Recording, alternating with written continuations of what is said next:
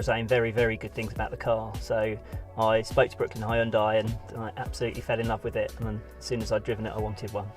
My favourite feature about the i30N is definitely the switchable drive mode. So from buttons on the steering wheel, which I can customise, I can have an eco mode, which is very low throttle response, quiet, the valve and the exhaust is closed, and I can quietly leave the driveway in the morning, or reasonably quietly. At the touch of a button I can turn it into a very, very aggressive race mode or a slightly softer race mode, which stiffens the suspension, changes the throttle response, changes the diff, and all sorts of other things. Like having more than one car in the same package. It's very, very good. The thing that surprised me the most about the i30N was the cornering agility. It's an incredible chassis.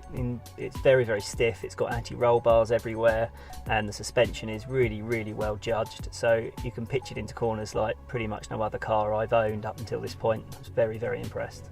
The i30N compares to the other cars I've owned in a very favourable way. I've owned lots and lots of performance cars, always had quite fast cars. I've had cars that have on paper got more power, but certainly this is one of the quickest point-to-point cars through corners that I've ever owned, and it's very, very impressive. The i30N is definitely a car for pleasure more than it is for business, but with the switchable drive modes it can pull up quite quietly outside a house or an appointment, or leave the driveway quietly in the morning, but it's definitely designed more for pleasure. My experience with Brooklyn Hyundai was absolutely fantastic. The car was delivered earlier than planned, the follow-up service was fantastic, the handover was great, really friendly, helpful staff, very, very positive experience.